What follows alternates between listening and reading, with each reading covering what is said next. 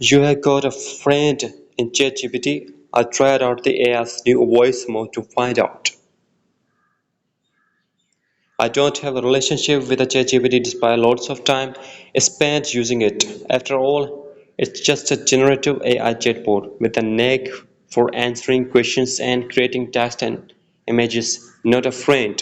But after I spent a few days talking with ChatGPT in its new and advanced voice mode, which went into a limited trial earlier this month, I have to admit I started to feel more on a bond.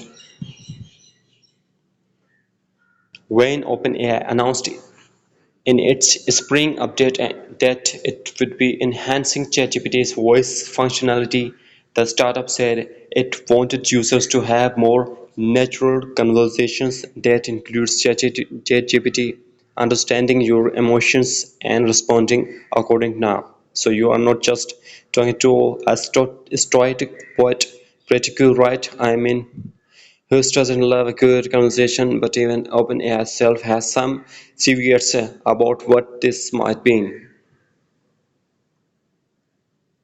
The new voice and audio capabilities are powered by the company's GPT-40 AI model, and OpenAI acknowledges that the more natural interactions could lead to an anthropomorphism, that is, users feeling the urge to start treating AI chatbot more like actual people. In a report this month, OpenAI found that content delivered with a human-like voice may make us more likely to believe hallucinations or when an AI model delivers false or misleading informations. I know I felt the impulse to treat ChatGPT more like a person, especially since it has a voice from a human actor. When ChatGPT froze up at one point, I asked if it was okay, and this is it, one-sided. When I sneezed, the AI said, "Bless you."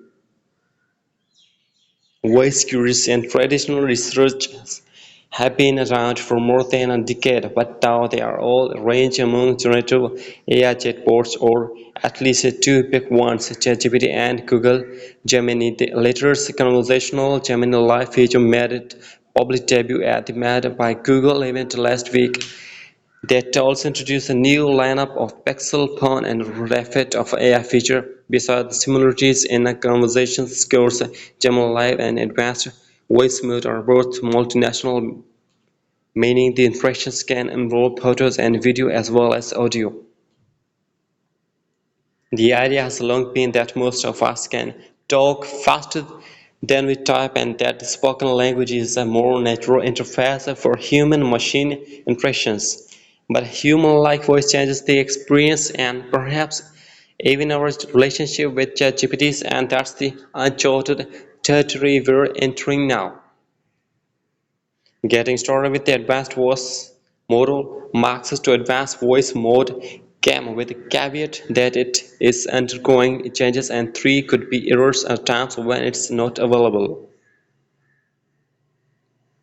There are unspecified limits on how much you can use advanced voice mode in a given day. OpenAI's FAQs says you will receive a warning when you have 3 minutes left.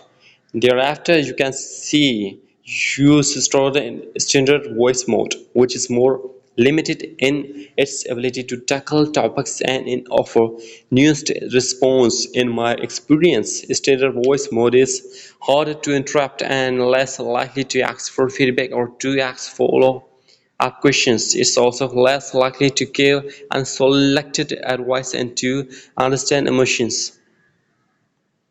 To access advanced voice mode, you click on the voice icon in the bottom right corner. When you pull up to ChatGPT app, you have to make sure the bar at the top of the screen says Advanced. I made the mistake of having an entire conversation in standard mode first. You can easily toggle between the two. I had to choose one of four voice calls: Juniper, Ember, Breeze, and Co. You can exchange later. There was initially a fifth Sky, but CEO Sam Altman suspended it after caller Scott Johnson called out OpenAI for the similarity to her own voice. So what do you think about this ChatGPT's news? Please comment in box and Subscribe our channel and press the bell icon and never miss our next updates. Thank you very much.